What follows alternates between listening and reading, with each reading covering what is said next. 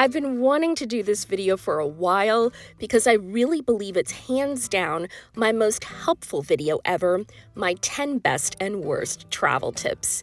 Hey everyone, it's Vanessa and welcome back to my channel.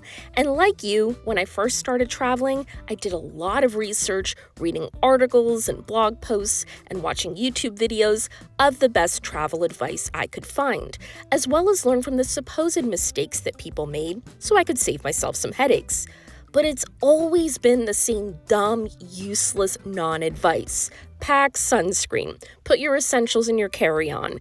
Just very basic common sense things that everyone just repeated and copied from each other, which made me wonder if these people were even traveling. That's not what this is. Now that I've been traveling for a while, I've found some tried and true tips, as well as what advice not to listen to.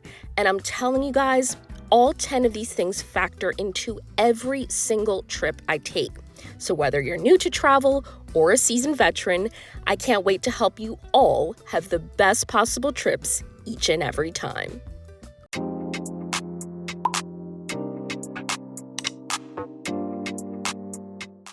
Let's kick things off with one of the best tips for you, and I do this every single trip and have for many years now, way before I started the channel. Use Google Flights and then search in the airline's language. Google Flights is an incredibly underrated way to find both the best and cheapest flights, and you can even get a historical view of how prices have varied. And one of my favorite features is the email alert option if fares jump or drop on specific routes you've requested. And as far as being a budget tool, if you click the Explore button on the sidebar and put your departure airport in, you'll get a map or list view of the cheapest destinations, which is a great way to save money with the cost of flights these days. The second part to this is after I do my research, I usually go to the official flight booking site, and if you're booking a country or region-based airline, make sure you do your flight search in the airline's original language. So for example, one time I was searching for flights to Machu Picchu in Peru, and just by searching in Spanish, which is my first language, instead of English, the rates dropped almost $1,000. So just some things that I sort of stumbled into and didn't want to gatekeep, and I hope it helps you guys save big money on all your future flights. Now to some of the worst advice I've received, just in my own personal experience, of course, and that's your room or cabin doesn't matter. And of course, everyone follows it up with, because you won't spend any time there anyway. And at first it makes sense, right? Why spend money on something you won't use? But here's the thing. In addition to the obvious 8 hours or so that you'll be sleeping in your quarters, in our experience, whether a resort or cruise is getting a bit too noisy or crowded, or maybe I'm tired from being out in the sun, I need a quick pick-me-up nap, the fact of the matter is this is your little oasis and your temporary home away from home while you're on vacation. And you want your escape to be as nice and enjoyable as the rest of your stay. And then, of course, there's the factor of the weather. And anyone who travels to the Caribbean knows that's completely unpredictable. And while, yes, you can take shelter in indoor common areas, it's just nice knowing you have a relaxing and attractive oasis in your room or suite to retreat to. Now, if you're on a very tight budget, then room comfort and aesthetics are probably the lowest priority for you. But if you're looking to have an enjoyable and relaxing tropical vacation, the room matters a lot more than you think. We've always spent more time in our room than we figured we would, and no, that's not a bad thing. I've talked before about how luxurious and attractive many of these all-inclusive resort rooms are these days, and once I'm in there, I want to enjoy it. I've also found a good middle ground when booking is getting a junior suite, a bit more luxury and space than a basic room, but not top of the budget either, and that's worked well for us. So yeah, your room is a lot more important than you think. Back to another one of my best tips. Cannot stress what a huge difference this makes, like all the difference in the world. Get global entry. It's one of those things that you dismiss. I did anyway. Oh, I don't want to go through the hassle to get it. You know what's a hassle? When you get to the airport and have to get in those security lines. I hate TSA so much that sometimes I just don't want to travel because of it. So I was the perfect candidate. And so many people in my personal life started telling me what a huge difference it makes, and I was converted. Now, some people advise getting TSA PreCheck, that's $78, and Global Entry is $100. And I would just say, if you have the time and patience to do the interview, go for Global because you can breeze through customs on international trips, and PreCheck is also included. The other option is Clear, which I don't recommend at its current price unless you're a very frequent flyer, but for most travelers who only take a trip or two a year, it's not worth it. But Global Entry is wonderful and will save you a ton of stress and aggravation.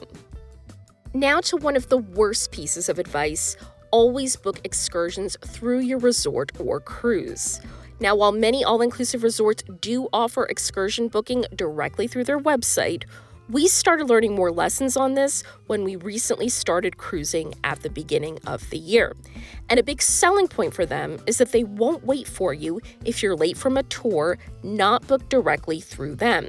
And as I talked about in my cruise versus all-inclusives video, I was paranoid as a newbie to cruising that they'd leave without us, just constantly checking the time and not able to fully relax. But now that we've booked more cruises, I can't wait to share with you guys, I'm learning that a lot of local operators offer much better and more interesting options than those available through the line. And as an added bonus, booking an independent tour also tends to be cheaper than the ship-sponsored ones as well. And in a few cases, can even be smaller and more personalized than the bigger tours through the ship. But here's what I'll say. I'm finding that it's good to do a combination of both. I think if you're thinking of doing an all-day tour out into the countryside of your port stop, which is very common in Europe, it's best to book something like that through the cruise line because you want that security of knowing that even if traffic is heavy and something unexpected happens, you'll be fine. Also, if you're new to traveling or even cruising like we were, it's best to rely on the ship tours until you become more familiar with your options and the process. But in general, just dismissing independent tours out of paranoia like I did or out of convenience is a definite mistake because you'll be missing out on some wonderfully unique experiences and even better deals. Back to one of my best pieces of advice for you, which I think will be the most controversial one: book the deal, not the destination. Now, I would have never come up with this piece of advice before 2020, but in a post-2020 economy, I've observed a lot of things, but I'm just going to mention two, and it's through comments here on my channel. The first is a lot of commenting about how much the price of travel has gone up, and I'm going to defend it for a moment as a passionate traveler and ask, can you please tell me what hasn't skyrocketed in price since the beginning of 2021? Because it's absolutely everything and by a lot. Have you been to the grocery store? So let's not single out travel. If you want to complain about inflation and the economy, I'm with you. Secondly, many people cannot afford travel but still do it. And that's fine, but let's temper our expectations. Contrary to popular belief, there are still many great travel deals out there, but you have to compromise. And one of those ways is by not locking in on a specific resort or destination and then trying to make your budget fit around it. When you do this, it really minimizes your options, especially financially if you're traveling on a budget. So instead, be a little flexible because flexibility is key when it comes to finding cheap airfare and even resorts. There are so many flight alert sites that have some incredible deals. I've used Airfare Watchdog for many years. Skyscanner is another good one. Feel free to suggest some others. But I still see the most incredible international deals all the time, where I just wish I could just drop everything and jump on a plane because both the deal and destination are that good. And of course, then the other half of the coin is your resort. Once you book your flights, try to find the most affordable options for your destination. Doing it in this order, instead of deciding on a destination and/or resort first, will save you so much money. And I'm telling you, even on the strictest budget, you'll still be able to have some wonderful vacations. Now to another worst tip: travel insurance is a waste of money. This can be a very costly mistake. We've never taken a single trip that we haven't insured flights and the trip itself, and it has saved us many times. We always have a big trip in September for our anniversary, and we've had every single one derailed by a hurricane. And while that's always been disappointing, of course, I'm happy to report that we've always either gotten a full refund or been able to reschedule for full value at a later date. And in my opinion, going without it will cost you more money. Many people learned that the hard way during the pandemic, but your coverage can always be altered to meet your specific requirements and budget. So whether you want more comprehensive coverage, maybe you want it to cover medical emergencies or even medical evacuations, or just want basic coverage, there are tons of options to select the level and type of protection that's best for you. I will advise you guys to always read the fine print very carefully to make sure your insurance will cover the situation that matters the most to you, and only you can decide what that is. If you're a frequent international traveler, you could also consider purchasing an annual travel insurance policy instead of doing it on a trip-by-trip basis. It actually saves you money in the long run if you're a frequent traveler, and it's less complication and hassle in my opinion. But regardless of what type or amount you choose, if you're traveling abroad, it's always a good idea. Now to one of my absolutely favorite pieces of advice, and this goes beyond just travel, of course. Don't ask the opinion of someone who's being paid to provide it. And this may seem like an obvious one, yet no one seems to take it into account. Whether it's a TripAdvisor review, and I've talked about the hot water they were in recently in one of my resort reports, or a blog post or a YouTube video with affiliate links listed below, which is why those things are linked. They make money every time you click on one. You have to ask yourself, why is this review being made, whether it's positive or negative? What's the motive here? And I started really getting frustrated when I first started traveling and finding reviews because none seemed genuine. You have non-travel influencers being given once-in-a-lifetime trips by brands, and they don't offer any kind of beneficial review of the location or brand at all. It's the grossest waste ever. Happens all the time with beauty and lifestyle influencers. So I decided to start the channel 5 years ago as a side hobby because I wanted the type of channel I was looking for and couldn't find. I can't tell you in my personal experience how many things I've been duped into reading or watching because of TikTok, and they're all absolutely terrible. It happens with everything these days, so I just don't watch anymore. The trust is gone. But this is the norm now. Companies and creators paying influencers to give positive reviews for terrible products and experiences. So be very careful when you're reading or watching travel reviews, you guys. And one final word of caution, if an influencer is being overly generous with links and discounts and codes, there's a reason for that. And it's got nothing to do with helping you, the customer. Now to another worst piece of advice, and I already know I'm going to get a lot of flack for it, but that's book the drinks package to save money. So whether you're talking all-inclusives or cruises, I feel like this is useful only for the heaviest of drinkers. For the average guest who enjoys a drink or two a day on vacation, maybe you add a glass of wine with dinner, drink packages don't make sense. And I'm talking strictly from a financial perspective, not trying to steal your good time. So for example, I looked into the Cheers package on Carnival, which is $60 per person per day, plus an 18% gratuity.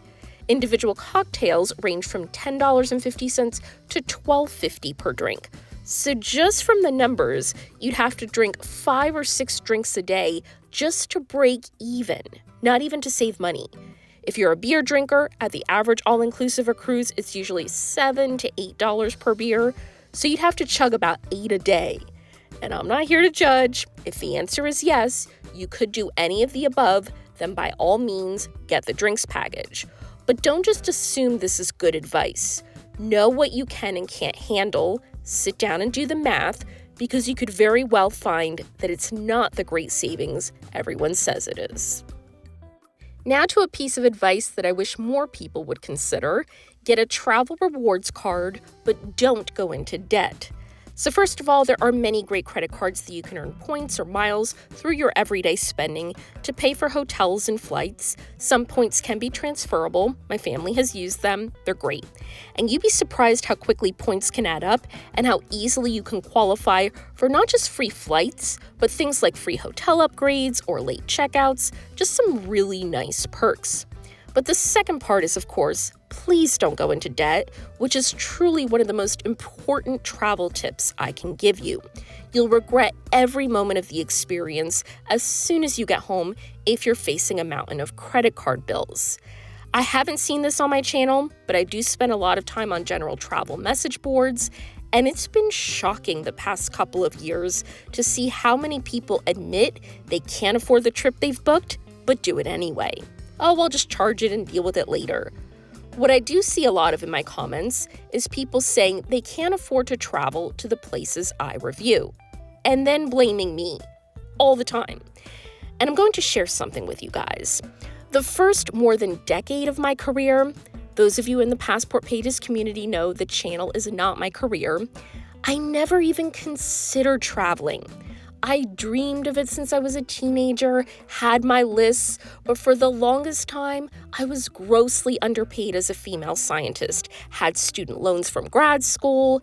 It just wasn't in the cards to even plan for a very long time, many years. And while it was disappointing and difficult, that's okay. Not everyone is entitled to everything all the time. And I think sometimes we need to be reminded of that. And now to another not great piece of advice: book at least a year in advance. If you're booking a resort or cruise 12 to 24 months out, while you can get your pick of the best suites or cabins, which is definitely a positive factor, you're not necessarily going to get the best price. And I've seen many resorts and now cruises that run great sales the closer the date is, especially same month dates. So you shouldn't assume the initial price that's released 18 months out is always the lowest. It can be, but it may not be as well. It's honestly a very difficult to predict gamble you're taking. What I will say is, one of the main themes of my advice in this video is flexibility. And if you're flexible on suite or cabin types and even locations, you can find great prices at any time. And I also encourage you to not assume that if you want to book a spontaneous last-minute getaway, there won't be any good deals left. We've gotten some of the best deals by booking spontaneous trips just a week or two out. Remember, resorts and ships want to fill as many rooms as possible, so chances are, if there's last-minute availability, you're going to get a very good deal. So there you have my 10 best and worst travel tips that I've learned through trial and error over the years, and it's always my intent to give you the most honest and helpful content I can, so I truly hope this will help you in all your future travels. This is Vanessa for Passport Pages. Thank you so much for watching, and I hope to see you all very soon. Bye, guys.